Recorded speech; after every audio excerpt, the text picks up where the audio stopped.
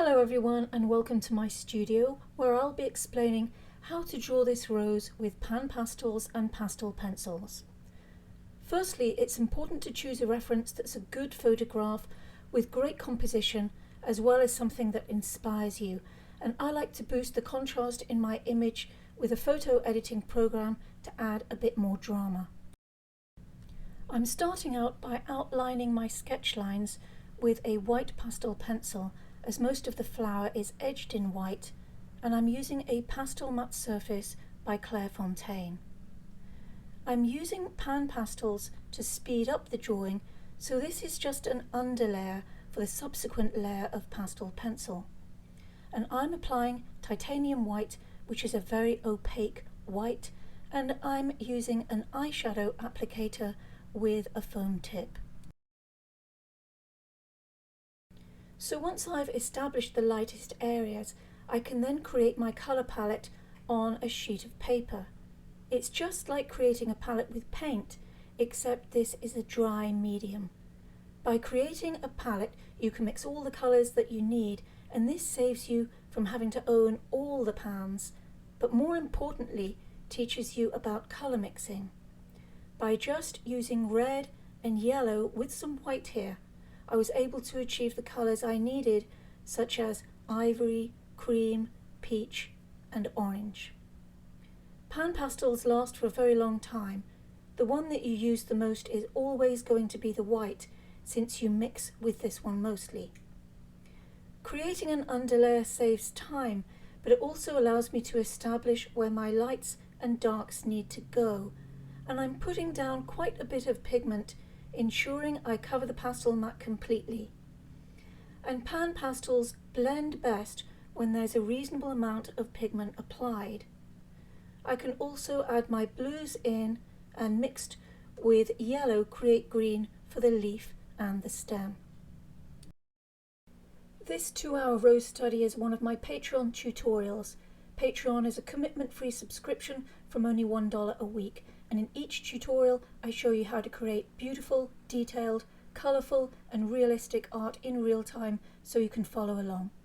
My lessons teach you how to create with graphite, charcoal, coloured pencil, pastel pencil, pan pastels, acrylic and airbrushing, and each tutorial's fully narrated, and I share my reference, line art and a full supply list. To get sneak previews of each tutorial to see my teaching style, just hit the link in the description. Once my initial layer is in, I can concentrate on building that second layer using the pastel pencils. I'm using Stabilo Carbothello pastel pencils, and there are many other brands of pastel pencils, but I happen to like these pencils as they have great colours for botanical art. Pastel matte is an unusual surface to get used to, and it's not like a typical sanded surface. It's made of cellulose fibres and feels more like fabric than paper, but I like it because there's so little dust, but it can take some adjusting because it's difficult to blend on with tools.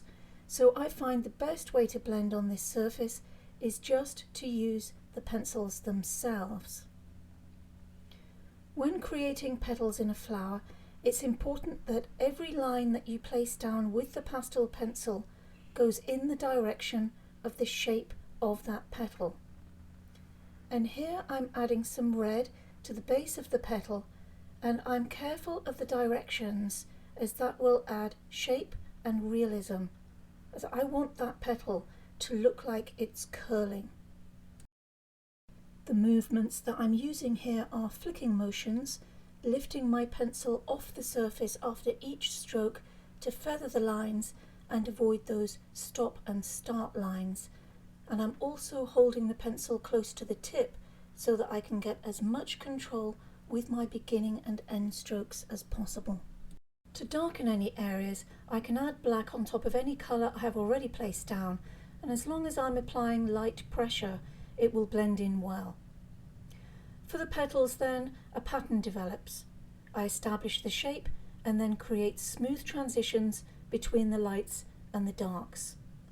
It's really important to look at the reference and always remember to go in the direction of the petal.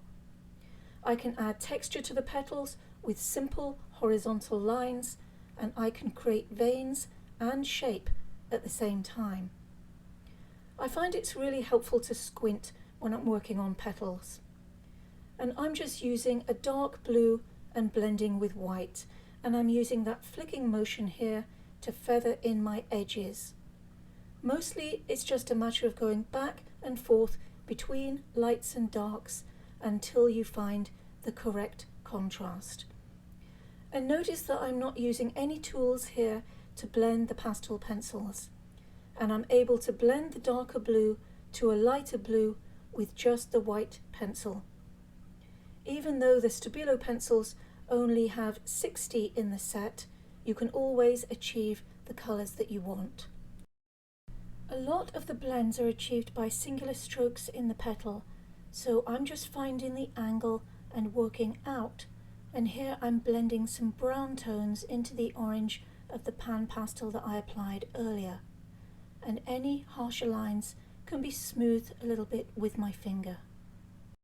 One thing that I always notice is how many greys there really are in white flowers, and greys can transform drawings, especially using the lighter greys. White petals are not really white, so adding some grey can make all the difference to the realism, and grey can also turn down too many bright whites as well, and the Stabilo set happens to have a great variety of greys. And as I get nearer completion of the drawing, notice just how many different angles there are in each of the different petal formations. Every single petal formation is going in a different direction. I decided to paint the background with acrylic paint. I could have left the drawing with this background colour as there's still enough contrast, but I decided to create a matte black background, and achieving this with just pastel pencils or pan pastels is a little challenging, so the easiest way is to just paint the background in. And any acrylic paint will work. I just diluted the paint with water by about half. And I used a small brush to go up to the edges, and then later on I used a larger brush for the rest of the background, and then refined the edges finally with a little liner brush. And I added a couple of layers for really even coverage, and the acrylic paint is just absorbed into that pastel matte surface. I've used paint quite a bit successfully on this pastel matte surface.